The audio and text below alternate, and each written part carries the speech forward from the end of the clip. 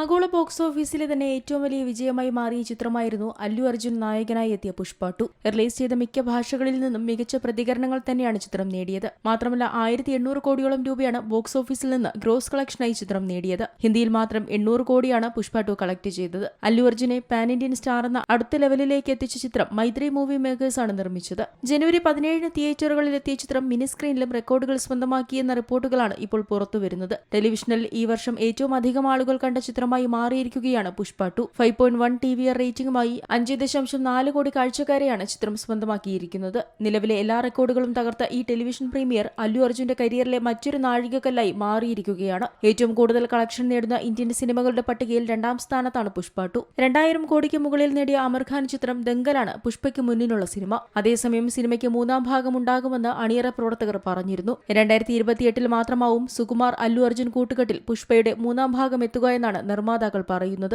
അറ്റ്ലി ചിത്രത്തിലാണ് അല്ലു അർജുൻ അടുത്തതായി അഭിനയിക്കുന്നത്. ശേഷം അത് പൂർത്തിയാക്കി ത്രിവിക്രവുമായി ചേർന്ന് ചിത്രം ചെയ്യും. ഇവർ ഒന്നിച്ചെത്തിയ July, son of Sathyamurthy, Vaikunthapuram എന്നിവ വലിയ ഹിറ്റുകളായിരുന്നു. ഈ 2 ചിത്രങ്ങളും പൂർത്തിയാക്കുവാൻ 2 കൊല്ലം എടുക്കുമെന്നും അതിനുശേഷം മാത്രമാവും പുഷ്പ 3 ആലോചിക്കുകയെന്നും വൈ രവിശങ്കർ വ്യക്തമാക്കിയിരുന്നു. പുഷ്പ 2 ഇപ്പോൾ നെറ്റ്ഫ്ലിക്സിൽ ലഭ്യമാണ്. തെലുങ്ക്, തമിഴ്, കന്നഡ, മലയാളം ഭാഷകളിലാണ് ചിത്രം OTT-ലെത്തിയത്. അല്ലു അർജുനും രശ്മിക മന്ദാനയും കേന്ദ്ര കഥാപാത്രങ്ങളെ അവതരിപ്പിക്കുന്ന ചിത്രത്തിൽ സുനിൽ, ഫഹദ് ഫാസിൽ, അനസൂയ ഭരദ്വാജ് തുടങ്ങിയവരാണ് മറ്റു കേന്ദ്ര കഥാപാത്രങ്ങളെ അവതരിപ്പിച്ചിരിക്കുന്നത്. Entertainment desk, Zee Malayalam news. ഏറ്റവും പുതിയ വാർത്തകളും വിശേഷങ്ങളും വിരൽത്തുമ്പിലറിയാൻ സീ മലയാളം ന്യൂസ് എല്ലാ ഡിജിറ്റൽ പ്ലാറ്റ്ഫോമുകളിലും ലഭ്യം.